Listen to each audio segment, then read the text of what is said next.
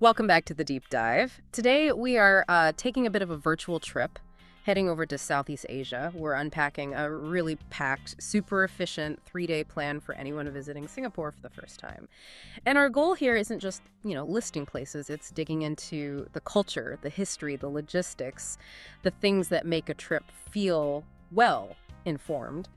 So if you've got 3 days planned for the Lion City, this should hopefully give you a head start. Yeah, it's a great topic because Singapore itself is just, well, efficiency personified, isn't it? Yeah. And the sources we looked at reflect that. We're trying to get beyond just go see this building. We want to understand why it's important, why the modern stuff matters, how food is tied into national identity, and, what the city structure tells us about how it works. I like that. Not just seeing, but understanding the why. Okay, let's dive in. We'll break it down day by day, starting with day one. This seems to be about the big icons, architecture, and maybe more importantly, food. It's exactly. Day one kicks off big and modern. You start with Gardens by the Bay.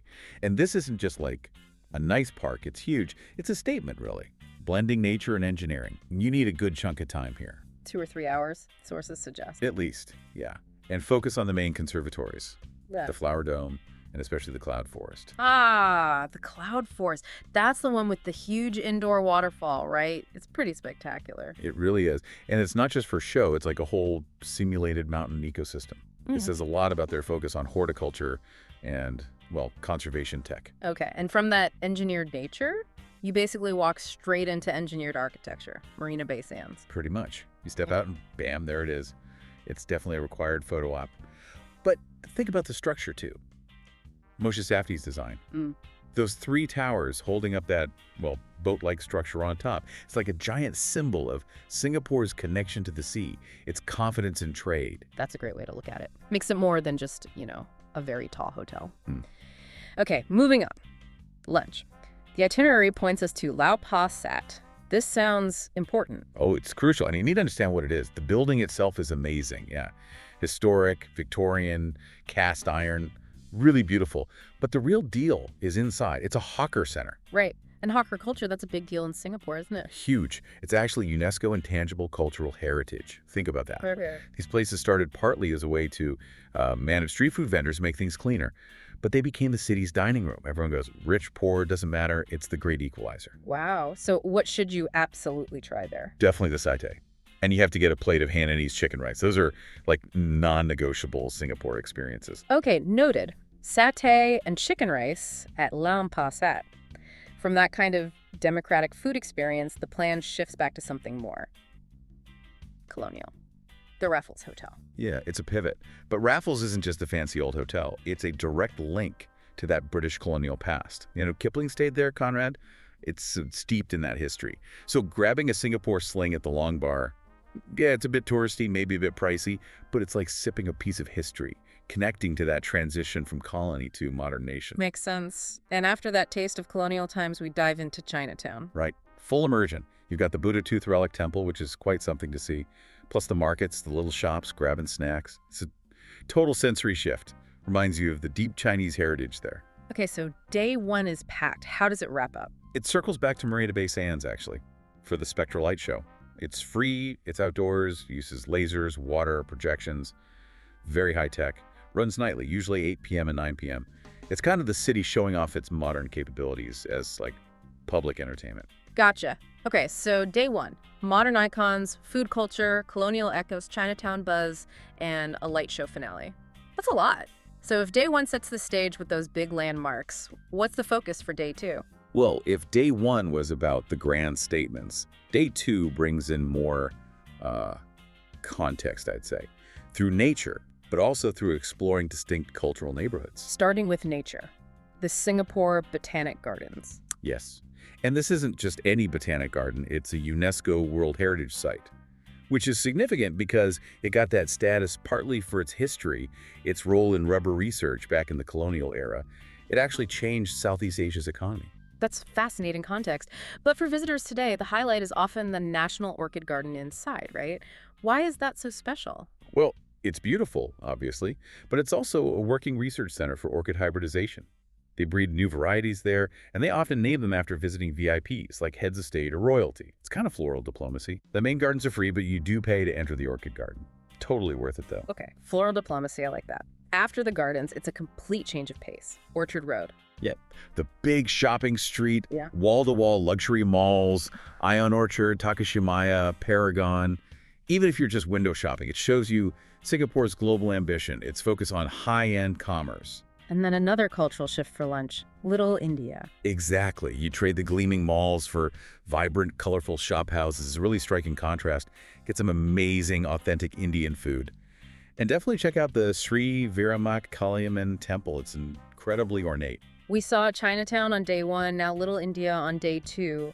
What does having these distinct districts so close together tell us? It tells you a lot about Singapore's deliberate approach to multiracialism. Its planned diversity. The government actively worked to preserve these heritage areas while building the modern city around them. It's a physical manifestation of their policy of different cultures coexisting. It's foundational to the country. Right. To really understand how this all came together so quickly, the next stop is key. The National Museum of Singapore. Absolutely critical.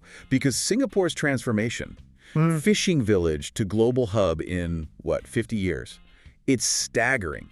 This museum uses really modern interactive exhibits to help you grasp that history quickly and effectively. So it's not a dusty old museum experience. Yeah, at all. Very engaging. You need that efficient history lesson, and this place delivers. And then for the evening, the plan suggests Clark Quay.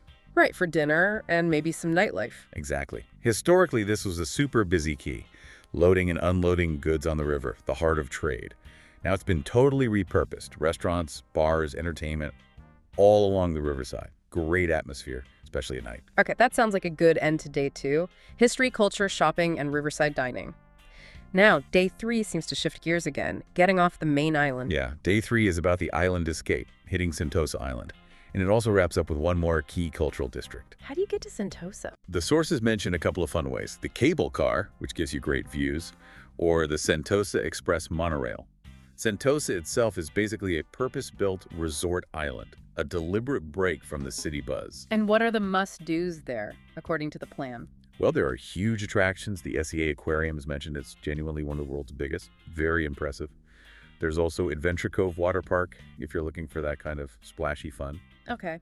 And there's something about a specific beach. Palawan Beach. Ah, yes. This is a fun little geographic marker. You should definitely find the little suspension bridge there. It takes you to a tiny islet that's marked as the southernmost point of continental Asia. It's a great photo op and just kind of cool to say you've been there. Southernmost point, got it. What about theme parks? Universal Studios is there, right? It is, but the itinerary makes a good point. Universal really needs a full day to do it justice.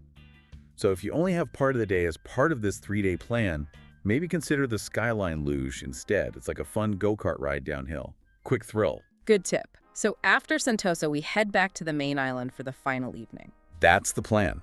The focus shifts to the Arab Street and Kampong Glam area. This district has a really strong Malay and Middle Eastern heritage. The centerpiece is the Sultan Mosque, which is beautiful, especially when it's lit up. And what's the vibe there? Shopping? Food? All of the above. Lots of interesting little boutiques, shops selling textiles, carpets, and fantastic Middle Eastern food for dinner, obviously. And don't miss Haji Lane nearby. It's famous for its narrow street, colorful murals, and independent shops. Very vibrant, younger feel right next to the historic parts. A nice final contrast. Okay, so that covers the 3 days of sightseeing, an incredible amount packed in. Yeah. Now we absolutely have to talk about the practical stuff, the how-to that makes this whole plan work. Right. This is where you shift from just seeing things to actually navigating the city efficiently. Let's get into the need to know. Well, top of the list has to be transport, right? Yeah. The MRT system gets mentioned everywhere. Because it's brilliant. Super efficient, clean, air-conditioned, and it really does cover most places a visitor would want to go. You absolutely need to get an Easy Link card. Explain that quickly. What is it? It's basically a stored value card. You load money onto it, and then you just tap in and tap out for the MRT for buses. No fumbling for cash, no buying single tickets. It makes using public transport seamless. A central piece of kit for navigating Singapore. Makes sense.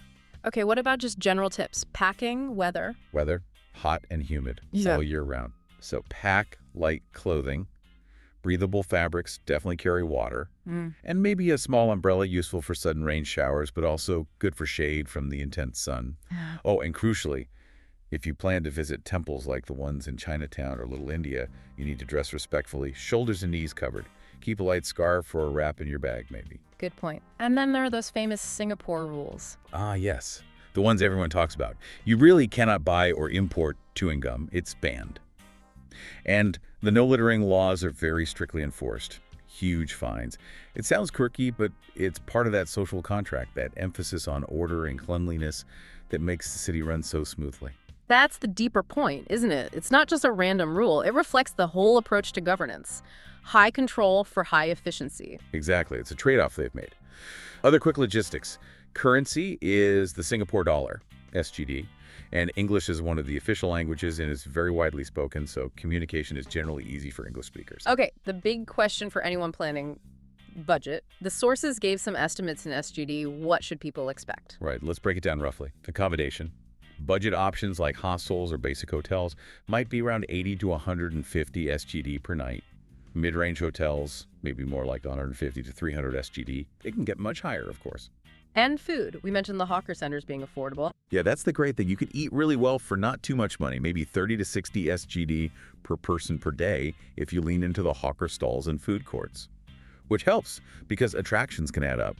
Major ones might cost anywhere from 20 to 80 SGD each. And transport using the MRT. Very reasonable. With the Easy Link card, you're probably looking at just 10 to 20 SGD per day to get around efficiently. Okay, that's super helpful. And one final pro tip from the sources. Booking ahead. Yes, especially for popular spots like the Gardens by the Bay Conservatories or the SEA Aquarium. Book your tickets online in advance. It saves you potentially long queues, which on a tight 3-day trip is crucial. Don't waste time lining up if you don't have to. Excellent point. Okay, wow. We've covered a ton today. From day one's architectural icons and food deep dive, through day two's green spaces, history, and cultural districts, to day three's island fun and kampong glam. Plus all those essential practical tips that really explain how Singapore works. It's a solid framework, this itinerary. But like we said, the real value comes from understanding the context behind the sites. Knowing about the hawker culture, the multiracial planning, the history, that turns sightseeing into, well, actual understanding. You leave feeling like you get Singapore a bit more. Absolutely. And building on that understanding, that unique blend of strict rules, the social contract, the engineered orderliness, it leads to a final thought. Singapore is incredibly futuristic, globalized, full of luxury and cutting-edge tech.